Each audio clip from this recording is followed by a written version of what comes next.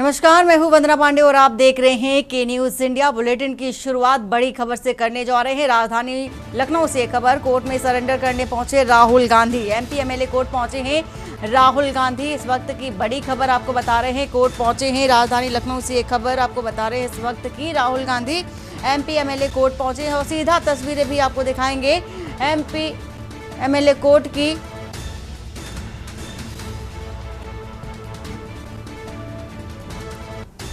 और MP MLA court के बाहर मौजूद हैं राहुल गांधी। सरेंडर और जमानत की अर्जी दाखिल हुई है। खबर इस वक्त की बड़ी बता रहे हैं, सेना में टिप्पणी मामले में कोर्ट में पेशी हुई है। और इसी के साथ ही राजधानी लखनऊ से आपको एक खबर बता रहे, मानहानि केस में कोर्ट ने तलब किया है। फिलहाल ये जानकारी भी दे रहे हैं कि MP MLA court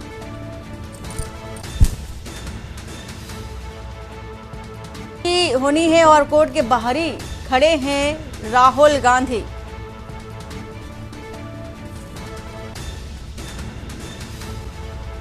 Sandeep Mishra इसी खबर पर हमारे साथ मौजूद हैं। संदीप, तस्वीरें क्या अभी तक राहुल गांधी इंतजार कर रहे हैं कोर्ट में पेशी होने का, और क्या कुछ देखा जा रहा है एमपी एमएलए कोर्ट के बाहर? संदीप, आपको आवाज पहुंच रही? देखिए, बिल्कुल वंदना, बता दें आपको कि जिस तरीके से जी बिल्कुल संदीप, आप बात पूरी करिए।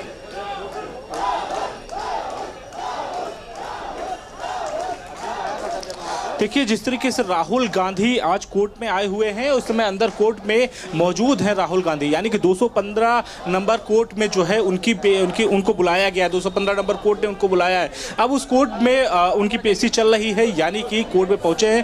5 बार राहुल गांधी को सम्मन भेजा गया था, जिसके बाद से राहुल गांधी आज जो है यहाँ पर पहुंचे हुए हैं कोर्ट में। और कोर्ट में जिस तरीके से सेना पर अमर्यादित टिप्पणी की गई थी, उस अमर्यादित टिप्पणी को लेकर के कोर्ट ने आज उन्हें बुलाया था। इससे पहले 5 बार और सम्मन जा चुका था राहुल गांधी के पास में, लेकिन वो कोर्ट में पेश नहीं हुए थे। आज उनको कोर्ट में पेश होना था, इसलिए राहुल गांधी आज अपने तमाम कार्यकर्ताओं के साथ में यहाँ पर पहुंचे हुए हैं। हम तस्वीरें दिखाएंगे कि ये कार्यकर्ताओं का जो हुजूम है वो भी यहाँ पर सामने देखने को मिल रहा है। किस तरीके से यहाँ पर कार्यकर्ता जो है लगातार नारेबाजी कर रहे हैं, यहाँ पर अपने अपने हाथों में झंडा लेकर के नारेबाजी करते हुए नजर आ रहे हैं। और अंदर की अगर बात करते हैं तो अंदर कोर्ट में राहुल गांधी को आज पेश होना था कोर्ट में, 215 नंबर कोर्ट में, तो वहां पर पेशी के लिए उन्हें जाना था, इसलिए अंदर पहुंचे हुए हैं। हालांकि माना जाता है कि 2022 में जब वो पदयात्रा कर रहे थे, उस दौरान अगर देखा जाए तो चाइना और भारत का युद्ध चल रहा था। उस युद्ध के दौरान दोनों लोगों में जब युद्ध चल रहा था, तो उस बीच जो है अभद्र अमर्यादित भाषा का प्रयोग किया गया था, जिसको लेकर के खासी तौर पर नाराजगी व्यक्त की गई थी। और उसी मामले में एक PIL दायर की गई थी। उस PIL को दायर होने के बाद से लगातार कोर्ट उन्हें सम्मन भेज रहा था, कोर्ट उन्हें बुला रहा था, लेकिन कोर्ट में वो नहीं पहुंचे थे।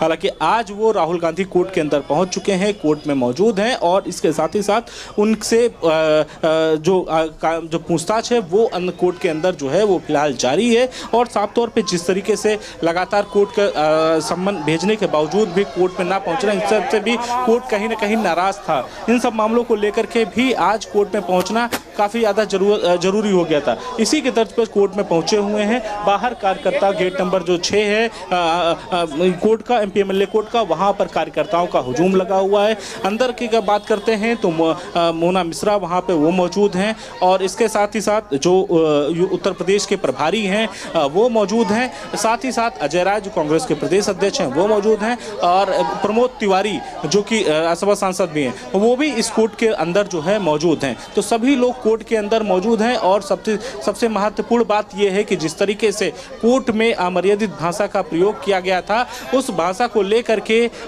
आज जो है सभी को अंदर बुलाया गया है और वो कोर्ट में मौजूद हैं। तो ऐसे में कहा जा सकता है कि जिस तरीके से इन अमर्यादित भाषा को लेकर कोर्ट में यहाँ पर आज राहुल गांधी को बुलाया गया है, तो अब राहुल गांधी की पेशी 215 नंबर कमरे में चलती हुई नजर आ रही है। जी बिल्कुल संदीप, और ये उम्मीद भी जताई जा रही कि शायद उन्हें राहत भी मिल जाए, क्योंकि मानहानि का उन पर केस भी है। और अभी तक कितना वक्त लगेगा सुनवाई में? गाली भी खा रहे, दोनों गाली खा रहे।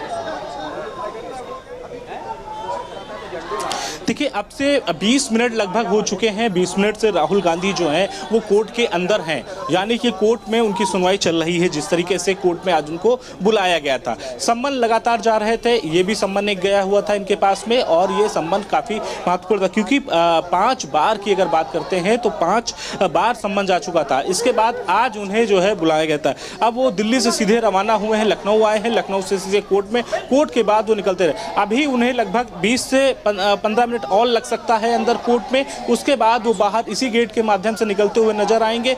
बाहर कार्यकर्ताओं का हुजूम लगा हुआ है, वो लगातार कार्यकर्ता जो है यहाँ पर बने हुए हैं। राहुल गांधी के नारे लगाए जा रहे हैं। इसके साथ ही साथ बहुत सी ऐसी चीज़ें वो सामने देखने को मिल रही हैं। आप देखिए, यहाँ पर कार्यकर्ताओं का हुजूम भी साफ तौर पर देखने को मिल रहा है। सभी कार्यकर्ता जो है हाथों में झंडा लेकर के राहुल गांधी के लिए यहाँ पर खड़े हुए हैं, हाथों में तख्ती लेकर के, झंडे लेकर के खड़े हुए हैं, राहुल गांधी के नारे लगाते हुए नजर आ रहे हैं। और सबसे महत्वपूर्ण बात यह है कि उत्तर प्रदेश की सरकार को भी नारों में जो बातें हैं वो कही जा रही हैं। तो इस तरीके से जो नारेबाजी हो रही है वो भी साफ तौर पे देखने को मिल रही है। तो इस तरह यहाँ पर राहुल गांधी के लिए पहले से ही प्रशासन की जो व्यवस्थाएं थी, पुलिस की जो व्यवस्थाएं थी, वो साफ तौर पे देखने को मिली है, क्योंकि पुलिस को भी एक अंदाजा था कि किस तरीके से भीड़ यहाँ पर एकत्र हो सकती है। राहुल गांधी आ रहे हैं, तो इन सबको लेकर के पुलिस की तैयारियां भी पहले से थी, और इसीलिए शायद ये रस्सी लगा करके जो है सभी को रोक दिया गया है। और वहाँ अंदर जाने की अनुमति मात्र सिर्फ 6 गाड़ियों को मिली है।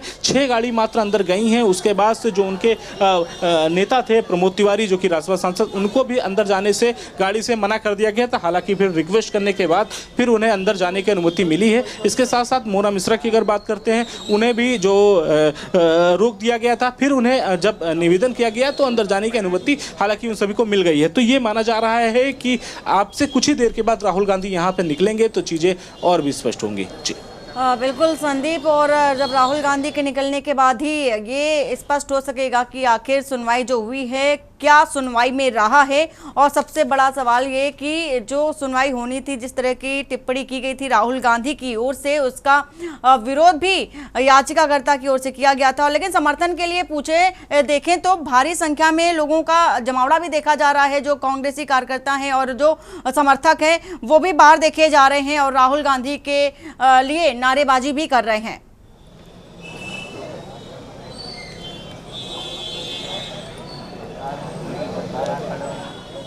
बिल्कुल साफ तौर पे नारेबाजी करते हुए नजर आ रहे हैं कार्यकर्ता। अपने अपने हाथों में तख्ती लिए हुए हैं, झंडे लिए हुए हैं, राहुल गांधी के समर्थन को लेकर के यहाँ पर पहुंचे हुए हैं। तो साफ तौर पे ये कहा जा सकता है कि जिस तरीके से राहुल गांधी की सुनवाई आज होनी थी और उस याचिका में उनको पहुंचना था, इसीलिए सभी समर्थकों के साथ में, अपने कार्यकर्ताओं के साथ में, हालांकि जब बड़ा नेता कोई आता है तो जाहिर सी बात है छोटे मोटे नेता जो हैं वो जरूर उनके आगे पीछे आते हैं। तो शायद यही वजह है कि सभी नेता भी यहाँ पर आते हुए नजर आ रहे हैं। और राहुल गांधी स्वयं जो है अंदर भी कोर्ट में 215 नंबर कोर्ट में उनकी पेशी चल रही है। अब देखना ये होगा कि किस प्रकार से निर्णय आते हैं कोर्ट के। जी बिल्कुल संदीप, नज़र बनाए रखिए आप इस पूरी खबर पर। फिलहाल पूरी जानकारी देने के लिए बहुत शुक्रिया आपका।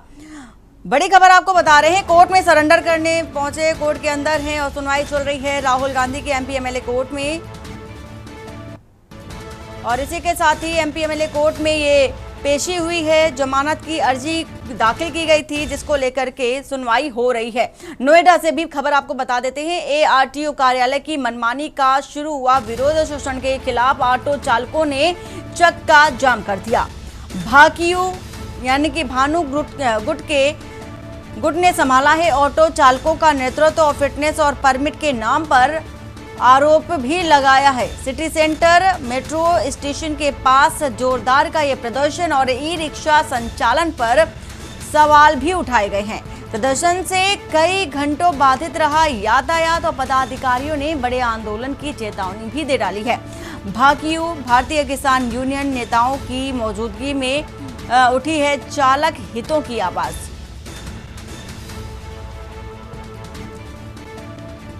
अशोक द्विवेदी इसी खबर में हमारे साथ हैं। अशोक, अब चालकों के समर्थन के लिए भाकियू के जो नेता हैं वो अब सड़क पर उतर आए हैं और जो मनमानी चल रही थी उसको लेकर के उसके विरोध में भी प्रदर्शन करते नजर आ रहे हैं चालकों के लिए। बंधुआ, बिल्कुल मैं आपको बता दूं, काफी टाइम से जो है ये एआरटीओ के द्वारा चेकिंग करके रिक्शा चालकों का जो है चालान किया जाता था। या कहीं पे भी उनको रोक करके, क्योंकि रिक्शा की संख्या बढ़ते हुए देखते हुए, ट्रैफिक की व्यवस्था देखते हुए चलते ये आरटीओ रिक्शा चालकों को निशाना बनाते थे। जिसको लेकर के आज भारतीय किसान यूनियन के नेता जो है और रिक्शा चालकों की टीम ने, दोनों ने मिलकर के जमकर प्रदर्शन किया। वही प्रशासन के खिलाफ नारेबाजी की और काफी देर तक प्रदर्शन चला। उसके बाद उसमें जो है आरटीओ के भी नेता और किसान नेता भी शामिल थे, जिनमें इनमें आपस में बात हुई है, जिसको लेकर के काफी देर प्रदर्शन होने के बाद प्रदर्शन समाप्त किया गया। धन्यवाद। बहुत शुक्रिया पूरी जानकारी देने के लिए अशोक। नोएडा से एक खबर बता रहे हैं, शोषण के खिलाफ ऑटो चालकों ने चक्का जाम कर दिया है। अमेठी से भी आपको खबर बताने जा रहे हैं, भाजपा के पूर्व पदाधिकारी पर जानलेवा हमला हुआ है। अल्पसंख्यक मोर्चा के पूर्व जिला अध्यक्ष पर हमला हुआ। कलीम किदवई पर पत्नी ने धारदार हथियार से हमला हुआ है और पीड़ित के गले और पैर पर हथियार से हमला किया गया। ससुराल में रह रहे पति पर हमला कर पत्नी फरार हो गई है। पीड़ित पूर्व पदाधिकारी ट्रॉमा सेंटर जगदीशपुर में भर्ती कराया गया। पुलिस ने मौके पर पहुंचकर शुरू की है मामले की जांच और बाजार शुक्ल थाना क्षेत्र के ऊंच गांव का ये पूरा मामला बताया जा रहा है। रत्नेश अग्रहरी इसी खबर पर हमारे साथ है। रत्नेश, क्या हालत इस समय देखी जा रही है घायल व्यक्ति की? जी बिल्कुल, आपको बता दें कि अमेठी में जो कानून व्यवस्था है बिल्कुल सबसे बेहतर होती चली जा रही है। लगातार जो घटनाएं हैं लगातार होती रही हैं। उन्हें हम बात करें तो आज ताजा मामला बजाजपुर बाजार का है, जो बीजेपी के पूर्व अल्पसंख्यक जो जिला अध्यक्ष थे कलीम किदवई पर उनकी पत्नी द्वारा जानलेवा हमला किया गया। आपको बता दें कि जो पूर्व जिला अध्यक्ष थे उनके गले में और पैर में धारदार हथियार से हमला किया गया और जैसे इसकी सूचना पुलिस को मिली, पुलिस मौके पर पहुंची है और जो पत्नी थी वो मौके पे फरार हो गई है। लेकिन हम बात करें तो जो घायल है वो जिला अस्पताल रेफर है। जी रत्नेश, ये भी जानना चाहेंगे कि जो घायल व्यक्ति है, हमलावर जो था, हमला करने वाली जो पत्नी बताई जा रही है, क्या कारण रहा जो अपने ही पति पर हमला कर दिया? जी आपको बता दें कि लगातार जो इसकी पत्नी थी लगातार इन पर आरोप लगा रही थी कि इनका कहीं प्रेम प्रसंग चल रहा है। लेकिन कहीं न कहीं देखा जाए जिस तरीके से उनकी पत्नी ने अपनी पति पर धारदार हमला किया है, कहीं न कहीं देखा जाए तो एक जो है प्रेम प्रसंग का मामला निकल कर सामने आया। बिल्कुल रत्नेश, पूरी जानकारी देने के लिए आपका शुक्रिया। खबर बता रहे हैं आपको इस समय की पत्नी ने अपने ही पति पर हमला कर दिया। बुलंदशहर से आ रही है खबर, जहां पर दिगंबर डिग्री कॉलेज में निःशुल्क कोचिंग शुरू हुई है और समाज कल्याण मंत्री असीम अरुण ने उद्घाटन भी किया है। जिले को मिला पहला मुख्यमंत्री अभ्युदय कोचिंग सेंटर का और युवा सिविल सर्विस की निःशुल्क तैयारी कर सकेंगे। छात्रों के चेहरे पर कोचिंग सेंटर खुलने की खुशी भी नजर आई है। स्थानीय विधायक सहित भाजपा कार्यकर्ता इस समय मौजूद रहे। हमारी सरकार काम करती है, सिर्फ बातें नहीं, असीम अरुण का कहना है।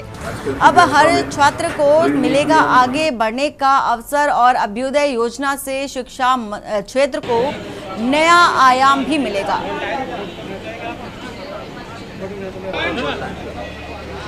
क्या दे रहे हो? अरे कितनी बार मुझे पता है, अब मुझे याद नहीं है। हाँ तो मैं ध्यान रखता तो हूँ।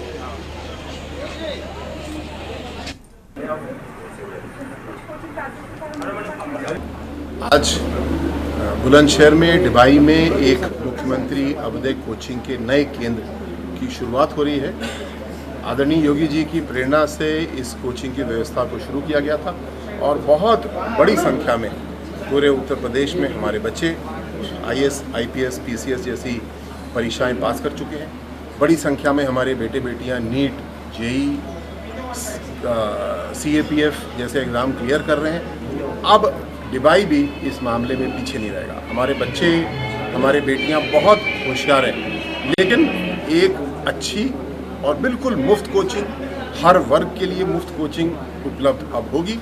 मैं आदरणीय CP सिंह जी, माननीय विधायक जी का धन्यवाद देता हूँ कि उन्होंने इस विचार को आगे बढ़ाया, विद्यालय की व्यवस्थाएं की। 14 टीचर यहाँ पे नियुक्त किए जा चुके हैं। स्मार्ट क्लास की व्यवस्था की गई है, पुस्तकालय दिया गया है, कंप्यूटर टैब लैब दिए गए हैं। बच्चों को पढ़ने के लिए जितने भी संसाधन चाहिए वो सारे उपलब्ध कराए गए। हमारी कॉलेज विद्यालय ने इस योजना का अपने विद्यालय में लाभ लेने के लिए ये सोचा कि अपने क्षेत्र आसपास के डिबाई के विद्यालय और डिबाई क्षेत्र के विद्यालय में इन बच्चों को जो युवा हैं और इंटर पास हो रहे हैं उन लोगों को प्रतियोगिताओं में बाहर जाना पड़ता था, वो अपनी डिवाई में ही निःशुल्क शिक्षा उपलब्ध होगी। मैं माननीय मंत्री जी, अपने विधायक जी और माननीय मुख्यमंत्री जी का बहुत ही धन्यवाद देता हूँ कि उन्होंने हमारे विद्यालय परिवार को चुना। उसके लिए बहुत बहुत आभार। डॉक्टर रजनी सिंह जी इस विद्यालय की उपाध्यक्ष हैं। इनका डॉक्टर साहब भी इसके उपाध्यक्ष रह चुके हैं, उनका भी बड़ा भारी योगदान है। और आप खुद में शिक्षाविद हैं और विद्यालय चलाती हैं डॉक्टर रजनी पब्लिक स्कूल। मैं मौजूद हूँ यूपी के जनपद बुलंदशहर में, और जनपद बुलंदशहर में बात करते हैं डिवाई तहसील क्षेत्र की और दिगंबर डिग्री कॉलेज में। देखिए, आज मुख्यमंत्री अभ्युदय योजना के अंतर्गत एक निःशुल्क कोचिंग सेंटर खुला है और जिसका उद्घाटन समाज कल्याण मंत्री असीम अरुण जी ने किया है। और देखिए, मेरे साथ ये छात्र मौजूद हैं। हम छात्रों से बात करते हैं कि छात्रों को जिस तरह से के क्षेत्र में एक मुख्यमंत्री जी के द्वारा एक बहुत ही अच्छी योजना के माध्यम से एक कोचिंग सेंटर मिला है, उससे बच्चों में किस तरह की खुशी है। क्या नाम है? देव शर्मा। अच्छा, ये आपके यहाँ एक पहला एक जनपद बुलंदशहर में एक कोचिंग सेंटर खुला है, और वो भी आप लोगों के नसीब से मानो या आपके गार्जियंस की मान लो या अध्यापकों की उससे मान लो मेहनत से आपको एक निःशुल्क सेंटर मिला है। किस तरह की तैयारी करोगे इससे और किस तरह की आप लोगों को खुशी है? देखिए, पहली बात तो ये है कि जो कोचिंग सेंटर ये मिला है हमें मुख्यमंत्री अभ्युदय योजना के तहत, ये मेनली तो चुनाव नज़दीक आने इस वजह से मिला है, जो कि इनका एक बहुत बड़ी स्ट्रेटजी है और जो कि बढ़िया इसके लिए सिद्ध भी होगी, क्योंकि युवा जो है हमारे भारत का सबसे अधिक है इस वजह से। और दूसरी बात यह है, जैसे आपने पूछा था कि क्या किस चीज़ की खुशी है इस योजना के तहत, हमारे यहाँ नियरेस्ट अगर किसी को तैयारी करनी होती है सिविल सर्विसेज की, तो वो या तो मुखर्जी नगर दिल्ली जाएगा या फिर एक हमारी कोचिंग चलती है अलीगढ़ में फ्री सिविल सर्विसेज मार्गदर्शिका नाम से, यहाँ वहाँ जाएगा। तो मैं खुद एक सिविल सर्विस का एस्पिरेंट होने के नाते मैं खुद परेशान था कि भाई अलीगढ़ कौन रोज़ जाएगा और कौन रोज़ अप डाउन करेगा डेली का। यहाँ खुला है तो इससे सबसे बड़ी खुशी तो हमें ये है कि भाई घर के घर में काम हो रहा है, ऑफलाइन यहाँ से हम आराम से पढ़ सकते हैं। आपके यहाँ कोचिंग सेंटर खुला है ये, और इसमें निःशुल्क आप लोगों को शिक्षा दी जाएगी, कैसी खुशी करते हैं आप? हमें बहुत खुशी है इस बात के लिए। अच्छा, किस तरह की तैयारी कराई जाएगी यहाँ, किस किस तरह की तैयारी कराई जाएगी? ये अच्छा, कहीं ना कहीं कह सकते हैं जिस तरह से जो मुख्यमंत्री अभ्युदय योजना के अंतर्गत जो निःशुल्क कोचिंग सेंटर खुला है, उसे कहीं ना कहीं छात्रों को काफ़ी खुशी है, क्योंकि छात्रों का जो कहना है कि उनको तैयारी सिविल सर्विसेज की तैयारी करने के लिए या तो दिल्ली जाना पड़ता था या यहाँ से करीब अगर बात की जाए 50-60 किलोमीटर दूर अलीगढ़, वहाँ निःशुल्क कोचिंग सिखाई जाती थी। तो उसको लेकर कहीं ना कहीं जिस तरह से जनपद बुलंदशहर की डिवाई तहसील के दिगंबर डिग्री कॉलेज में ये इस योजना का लाभ मिलने जा रहा है, तो उसको लेकर कहीं ना कहीं जो छात्र हैं उन्हें बहुत भारी खुशी देखने को मिली। अब देखना ये होगा कि आगे चल के इसमें किस तरह से बच्चों को कोचिंग कराई जाएगी और किस तरह से बच्चों को एडवाइस दी जाएगी, ये तो आने वाला वक्त बताए। लेकिन फिलहाल की अगर बात करें तो छात्रों के चेहरों में कहीं ना कहीं खुशी की लहर है। अनिल मीना, के न्यूज़ इंडिया, बुलंदशहर। प्रयागराज से आ रही है खबर, जहां पर गंगा और यमुना नदियों का जलस्तर बढ़ा है। गंगा मैया ने लेटे हनुमान मंदिर में किया प्रवेश और आज बंधवा के हनुमान जी का गंगा स्नान भी हो सकता है। सावन माह में पहली बार गंगा स्नान होने की स्थिति बनी है। मंदिर के बाहर से ही श्रद्धालु हनुमान जी के दर्शन कर रहे हैं।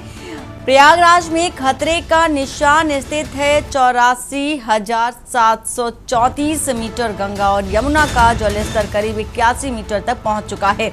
अब खतरे के निशान से मात्र 4 मीटर का फासला रह गया है।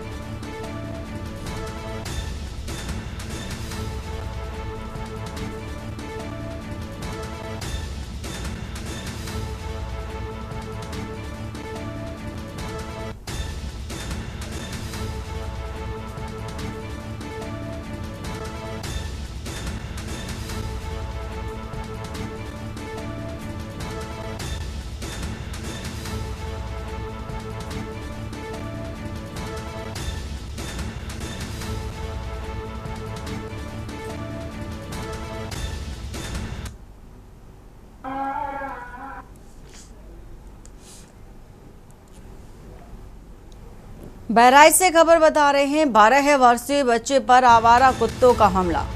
5 कुत्तों ने बच्चे को बुरी तरह से जख्मी किया। खैरी घाट के कमरिया गांव निवासी है बच्चा और परिजनों ने बहराइच मेडिकल कॉलेज में भर्ती कराया। हालत गंभीर होने पर बच्चे को लखनऊ रेफर किया गया। बहराइच के थाना खैरी घाट इलाके के मटेरा गाँव का है मामला।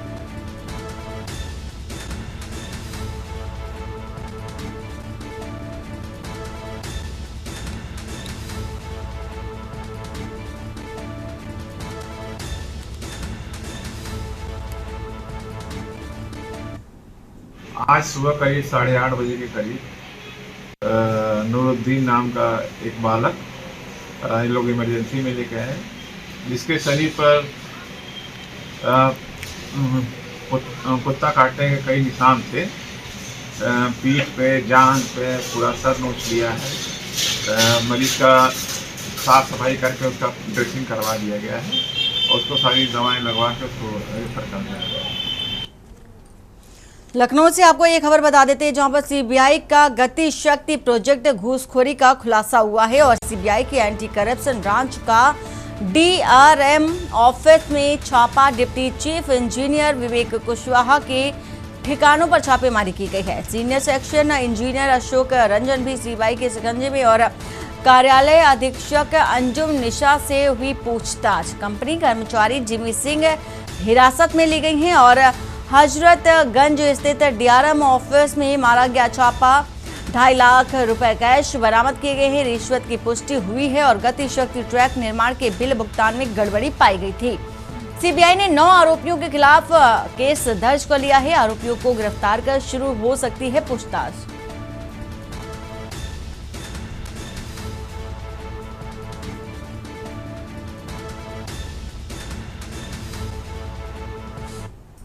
और अंतरिक्ष से लौट रहे कैप्टन शुभांशु शुक्ला की सकुशल वापसी के लिए हरिद्वार में विशेष पूजन। शुभांशु के लिए 21 लीटर दूध से किया गया अभिषेक और अखाड़ा परिषद अध्यक्ष रविंद्र पुरी महाराज ने शिवलिंग पर मंत्रोच्चारण के साथ किया 21 लीटर दूध का अभिषेक।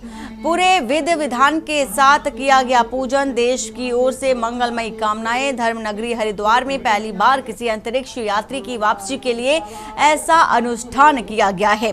शुभांशु शुक्ला की वापसी आज कैलिफोर्निया के तट पर ड्रैगन स्पेस क्राफ्ट से होने की संभावना बताई जा रही है।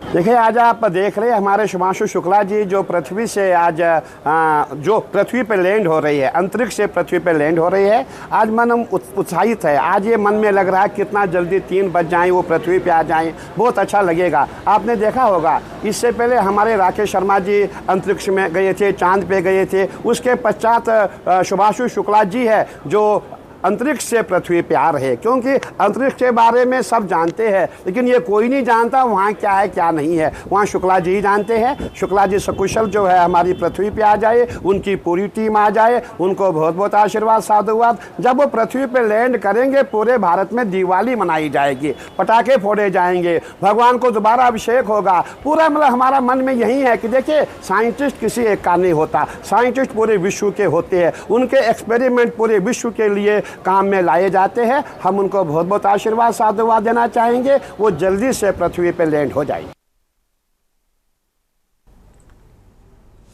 और बस्तर से खबर आ रही है। बस्तर से आपको एक खबर बता देते हैं, नक्सलियों ने जारी किया प्रेस नोट। नक्सलियों का कबूलनामा आया सामने। 1 साल में मारे गए 357 नक्सली और 4 सीसी मेंबर, 15 राज्य कमेटी के नक्सली मारे गए, जिसमें से 136 महिला नक्सली भी शामिल हैं। एंटी नक्सल ऑपरेशन में बड़ी सफलता मिली है। नक्सल संगठन को सबसे बड़ा नुकसान दंडकारण्य में 281 नक्सली मारे गए थे और नक्सलियों ने प्रेस नोट जारी कर बात भी स्वीकारी है। नक्सलियों की केंद्रीय कमेटी ने प्रेस नोट जारी किया है।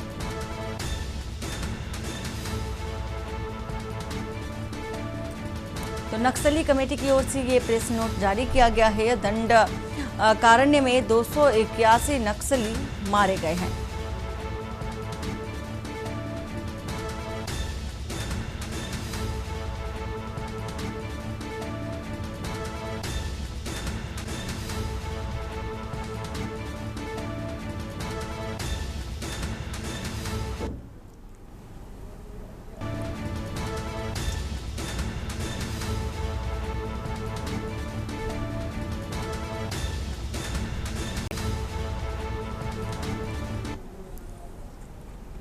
और खबर लखनऊ से, जहां शुभांशु शुक्ला की वापसी को लेकर के लखनऊ के त्रिवेणी नगर में रहने वाले उनके परिवार में उत्साह और भावनाओं का खासा माहौल देखा गया।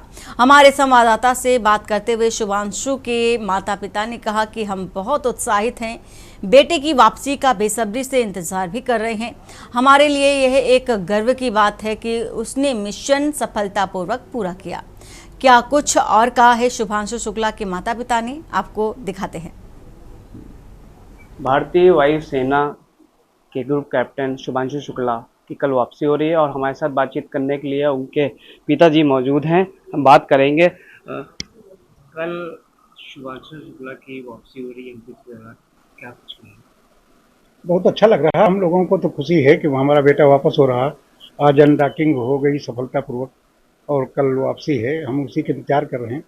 हम लोग पूरे परिवार के साथ आज अनडॉकिंग देखी और कल जो है शाम को 3:30 बजे करीब जो है उसकी लैंडिंग होगी। हमारे लिए बड़े खुशी का क्षण होगा और आज भी खुश हैं कि उसकी जो है अनडॉकिंग बड़ी अच्छी तरह हुई है। पूरे परिवार के साथ हम जो है कल लैंडिंग होने के बाद पूरा खुशी से जश्न मनाएंगे अपना।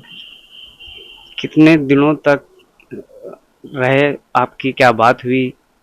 क्या कुछ आपसे कोई वीडियो कॉल हुई? क्या किसी तरह से क्या कोई फ़ोन पे बात हुई? नहीं, 2 बार मतलब जो है हमें लैपटॉप पर बात हुई हमारी और फ़ोन पर तो कई बार मतलब लगभग डेली बात हो जाती थी।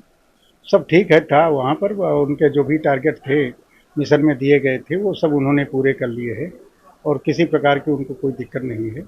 सब नॉर्मल रहा उनका। वो जो भी उनका जितने दिन का था प्रोग्राम उससे सब उनके टारगेट पूरे हो गए, सब मिशन में दिए गए कार्य पूरे हो गए और उन्होंने अच्छी तरह मिशन पूरा करने के बाद आज जो है वहाँ से मतलब जो है उनका ड्रैगन उससे स्पेस से जो है अलग हो गया है और वो कल जो है पृथ्वी पर मतलब जो है उसमें आ जाएगा। खुशी का कोई मायने नहीं, खुशी बहुत ज़्यादा हो रही है। खुशी का कोई पैमाना नहीं होता है। कितनी ज़्यादा खुशी हो रही है हम बता नहीं सकते शब्दों में।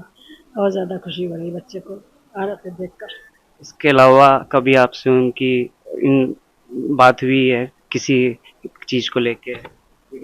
बात रोज़ होती है लेकिन किसी चीज़ को लेके होती नहीं। हम लोग आपस में एक दूसरे का हालचाल पूछते हैं, वो अपना बताते हैं कि मैं क्या कर रहा हूँ, क्या नहीं कर रहा हूँ और कैसे रहता हूँ, कैसे से ही सब बातें होती हैं। वो हमारे हालचाल लेते हैं। इसके अलावा आपने कभी पूछा कि क्या खाया, क्या पिया? अब पूछना क्या, हम तो पिछले 4-5 साल से देख ही रहे हैं वो क्या खाते हैं, क्या उनको जो है खाना है, वो तो सब हमें पहले से पता है। तो इसलिए हम खाने के लिए ज़्यादा पूछते नहीं क्योंकि अपना उनका सब नासा की तरफ से प्रिस्क्राइब्ड है, वो ही वो खाते हैं खाना। देखिए, तो ये शुभांशु शुक्ला की कल वापसी हो रही है जिसको लेकर लखनऊ और देशवासियों को कितनी खुशी की बात है। के न्यूज़ के लिए अंकित मिश्रा, लखनऊ।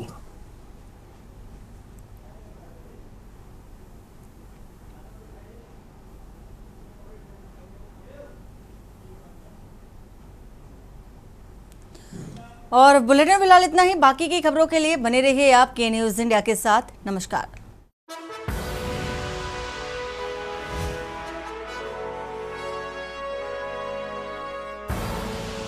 आप देख रहे हैं के न्यूज़, खबरों का सारथी।